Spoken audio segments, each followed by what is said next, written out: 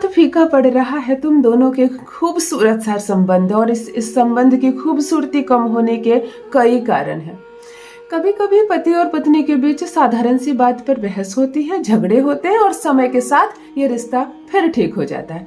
अगर ऐसी चल रही है आप लोगों की जिंदगी कि आप लोगों के बीच खूब बहस होती है, खूब झगड़े होते हैं, लेकिन फिर दोनों एक हो जाते हो, तो आप लोगों को कोई उपाय करने की आवश्यकता नहीं है। आप लोग खुशनसीब हो कि ऐसा स्वभाव मिला है कि दोनों लड़ते हो, क्योंकि जब जब लड़ते हैं पति पत्नी तो प्यार और बढ़ता है। समस्या तब आ जाती है जब ये लड़ाई झगड़े आगे बढ़ जाते हैं, अपमान करने लगता है पति, बहस करने लगता है, मान सम्मान नहीं देता है, और अब इस रिश्ते से बाहर निकलने की कोशिश करने लगता है। अगर आपको लंबे समय तक मायके पहुंचा दिया जाता है और बताया जाता है कि अब तुमको नहीं लाया जाएगा, तुमसे विवाह नहीं रखना है, दूसरे से विवाह करना है, तुम्हारे साथ संबंध में नहीं रहना है, या कोई कुछ नहीं बोलता है और काफी वर्ष बीत गए हैं, आप अपने मायके में हो, साल दर साल, 4 साल 6 साल बीत गए, कोई लेने नहीं आता, तब भी ये चिंता का कारण है कि क्या बात है, कि यानी कि तुम्हारे बिना रहने की आदत हो गई है, उस घर को भी और उस इंसान को भी, और तुम्हारी कोई जरूरत नहीं। जब विवाह किया था और जरूरत ही नहीं थी, तो फिर इस विवाह का औचित्य ही क्या है। अगर विवाह हुआ है तो टिककर ससुराल में रहना है, पति के साथ रहना है, इस रिश्ते में आगे बढ़ना है, बच्चे लाने हैं, छोटे छोटे प्यारे बच्चों की माता पिता बनो, इस गृहस्थी को आगे लेकर जाओ। लड़ाई झगड़े में क्या रखा है। अगर तुम्हारा पति तुमसे प्रेम नहीं करता, तुम्हारा पार्टनर ये जताता है तुम्हें व्यवहार में कि तुम्हारी आवश्यकता नहीं मुझे, मैं तुम्हारे बिना भी जीवन में खुश हूं, तो एक बात मानकर चलो कि तुम्हारे भीतर का आकर्षण कम हो गया। जब तुम्हारा आकर्षण कम हो गया तो खिंचाव भी उसका कम हो गया तुम्हारे प्रति। तुम केवल उसके लिए एक इंसान हो, जैसे सड़क पे चलने वाले बहुत सारे इंसान हैं जिससे कोई मतलब नहीं, तुम बात करो तो भी ठीक, नहीं करो तो भी ठीक। एक तड़प होनी चाहिए तुम्हारे लिए, एक उत्सुकता होनी चाहिए, तुम्हारे बिना रह नहीं सकता, तुमसे बात किए बिना 1 घंटा ना बिता सके, वो बात बात पर तुमसे बात करे, तुम्हें देखने के लिए मन तड़प उठे, उसका ऐसा आकर्षण बढ़ाना है तुम्हारे भीतर। अगर दूरी बहुत ज्यादा बढ़ गई हो और इस दूरी का बहुत लोगों ने फायदा उठा लिया है, उसके कान भरे गए हैं, ऐसी बात उठाई गई है जिसके बाद अब तुम्हारा स्थान ससुराल में नहीं बनता है, और बात बहुत ज्यादा बिगड़ गई है, रिश्ता बहुत ज्यादा बिगड़ गया।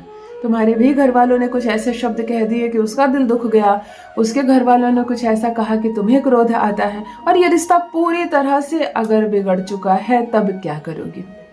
पति को छोड़ दोगी कि ससुराल को छोड़ दोगी, नया पति ढूंढोगी, या फिर से शादी करने की इच्छा है, या संपूर्ण जीवन पिता के घर बिना विवाह के बैठना है। मैं कहती हूँ ये सारी चीजों से परे अपने रिश्ते को, अपने घर को फिर से बसाना है, उस इंसान को एक मौका और देना है, और परिस्थितियां पूर्ण रूप से अपनी मुट्ठी में करना है। अगर बात नहीं मानता है तो केवल तुम्हारी बात मानेगा।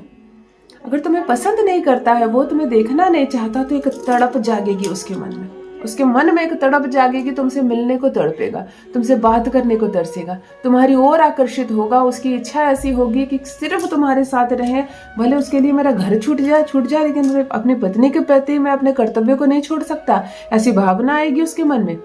तुम्हारा सम्मान करेगा, तुम्हारे साथ रहेगा, तुम्हारी बात मानेगा, तुम्हारे पति होगा पूर्ण रूप से तुम्हारे वश में। जान लीजिए प्रथम मैं कौन हूँ।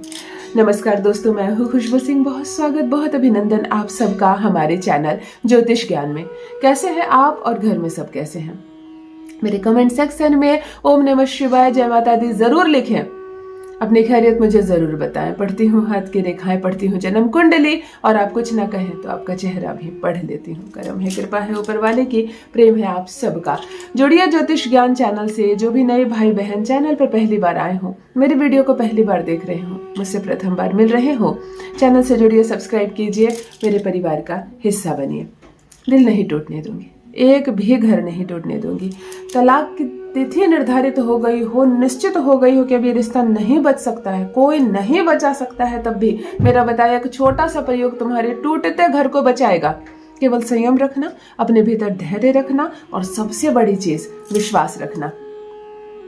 जब विश्वास के साथ किसी उपाय को करती हो, परखने के लिए नहीं, चलो यूं ही ट्राई करते हैं, हो जाए तो भी ठीक, ना हो तो कौन सा पैसा लग रहा है, कौन सा कोई जान रहा है। अगर इस विचार से करती हो तो यूनिवर्स आपके तार नहीं जोड़ता है इस उपाय के साथ। पूर्ण विश्वास के साथ करो, ये रिश्ता नहीं टूटेगा। आज जो प्रयोग मैं करने जा रही हूँ, मेरा पार्टनर आकर्षित होगा मेरी ओर, ऐसी भावना अपने मन में रखो। हमेशा अपने पार्टनर के प्रति लॉयल रहो, चाहे वो कितना भी बिगड़ जाए, कितना भी बुरा हो, कितना भी बुरा बर्ताव कर रहा हो। अपनी ऑनेस्टी पर दाग लगने मत देना, यूनिवर्स सब कुछ ठीक कर देगा। यहाँ तक पहुंचे हैं तो वीडियो को एक लाइक जरूर करते हैं। आप लाइक करते हैं तो आपकी उपस्थिति की सूचना पहुंचती है मुझ तक। मन में कोई प्रश्न है, जीवन में कोई बाधा है, मुझसे समाधान चाहते हैं, कमेंट में लिखकर जरूर पूछें, आपको जवाब आपका जरूर मिलेगा। साधारण सा उपाय, लेकिन जिंदगी बदल जाएगी। टूटता बिखरता रिश्ता सुधर जाएगा, आपका पार्टनर आपकी मुट्ठी में होगा। क्या करना है आपको और किस दिन करना है, अच्छे से समझ ले।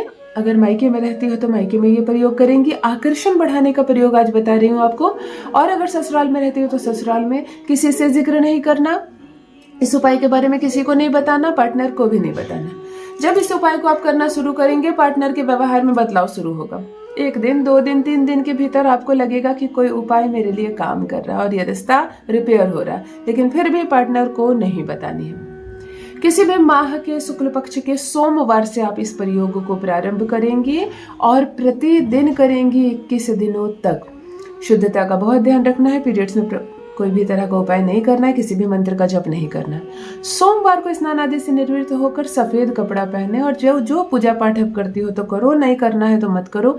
दिन जैसे बिताती हो बिताओ, खुश रहने का प्रयास करना, स्माइल करना, अच्छे से श्रृंगार करना। जब चांद निकल आए 7 बजे शाम के बाद, 7 हो, 7:30 हो, 8 हो, जब चांद स्पष्ट नजर आने लगे, 1 लोटा जल ले लेना और उसमें थोड़ा सा चावल डाल देना, सफेद चावल। थोड़ा से सफेद चावल, अरवा चावल अपनी मुट्ठी में भी बंद कर लेना। जल को मीठा कर देना, चाहे मिश्री से, चाहे मुकुंदाने से, किसी भी चीज, चाहे बताशे से जल को मीठा कर देना। ना हो तो चीनी से मीठा कर देना, ना हो तो शहद से मीठा कर देना। मीठे जल में थोड़ा सा चावल डालकर चंद्रमा के नीचे जाकर बैठ जाना, यानी कि छत पर बैठ जाना, खुले आसमान के नीचे बैठ जाना। स्मरण करना, अनुभूति करना अपने पार्टनर की, उसको देखने का प्रयास करना, अच्छे दिन देखने का प्रयास करना, खींचना उसको अपनी ओर, अच्छी अच्छी अच्छी बातों को सोचना और उसका चेहरा देखना। प्रथम 11 बार नाम लेना उसका और 11 बार ओम सोमाय नमः, ओम सोमाय नमः, ओम सोमाय नमः चंद्रमा के नीचे बैठकर आप इस प्रयोग को करेंगे, इस मंत्र का जप करेंगे और हाथ में जो चावल लिया है मंत्र जप के बाद पुनः इसको भी जल में डाल देंगे। अब रात भर ये जल जिसमें आपने चावल डाला है, मीठा जल, चंद्रमा की छांव में ही रहेगा। अगली सुबह सुबह उठकर इसको बासी मुंह किसी भी पौधे में डाल देनी है। फिर आज रात को ये प्रयोग करनी है। 21 रातों तक अगर चंद्रमा को नीचे बैठकर चंद्रमा को देखकर आप ओम सोमाय नमः का जप करती हैं, सफेद चावल के साथ स्वच्छ कपड़ा पहनकर, सफेद ना हो तो कम से कम फीके कलर का कपड़ा पहनेंगे और स्वच्छ पहनेंगे, ऐसा आकर्षण बढ़ेगा कि आप हैरान रह जाओगे। पति के साथ पूरा ससुराल वाला आपकी बात मानेगा, सब झुकेगा आपके लिए, कोई आपका विरोध नहीं करेगा, हर दिल में प्रेम बसेगा आपके लिए, अपना ले जाओगी, ये रिश्ता नहीं टूटेगा। करके देखें, अपना अनुभव मेरे साथ भी अवश्य साझा करें। बहुत बहुत धन्यवाद।